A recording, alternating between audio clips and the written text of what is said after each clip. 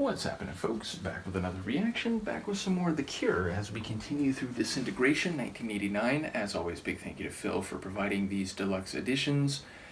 And the next tune in the playlist is Fascination Street, which made me think of two separate, though maybe related things when I looked at the title. Number one, it made me think of a street sign saying Fascination Street, as if it is the proper name of a given street or avenue.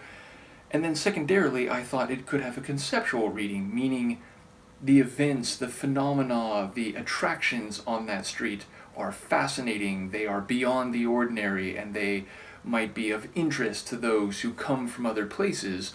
And even then, if that is the case, I then wonder if there would be a sarcasm or a critique, an irony to the title. So let's see what I can pick up on a first listen. This is The Cure, the song is Fascination Street, and it's from their 1989 album, Disintegration.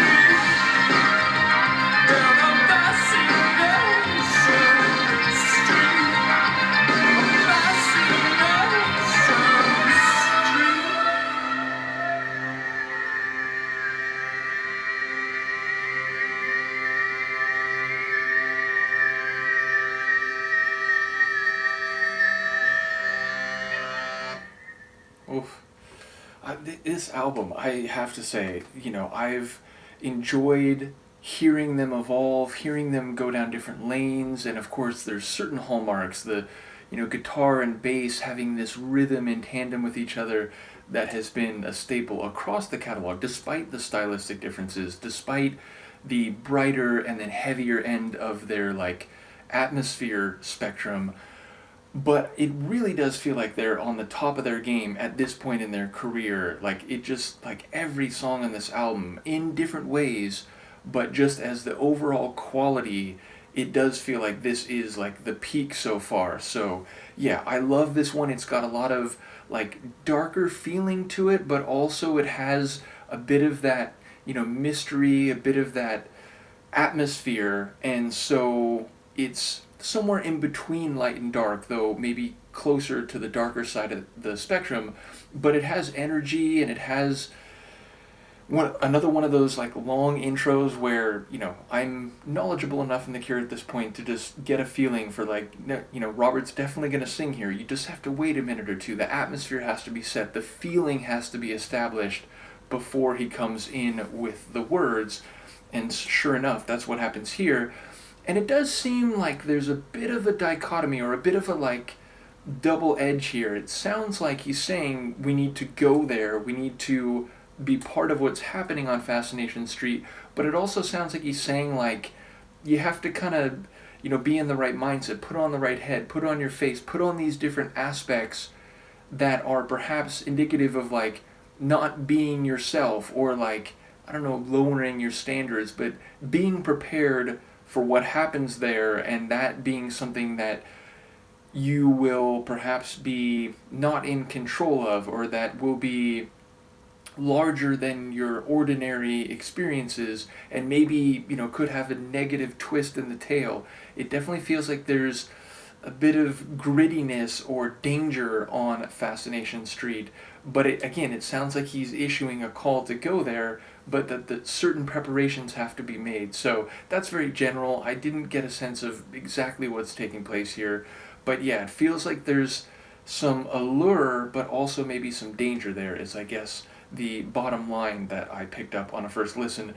And again, I love Robert's vocals here. They're they have a bit of that mystery, they have a bit of this, if not melancholy, at least a sense of vulnerability to them, which he does that especially well. I was thinking of Pictures of You, that song, it's this real emotional vulnerability, but then there's other times where he's kind of whispery. Here it's a bit more melodic, but there's a bit of an emotional uncertainty to it, it feels. So bottom line, a very atmospheric tune, and another one that just has really great Cure, not typical, but Cure style sonics, unmistakably, not unidentifiably, unmistakably Cure sound to this one. So again, this album just seems like it is absolutely great and well crafted from top to bottom, even as the different songs have different feels. So let me know what you think of this one, and I will see you next time.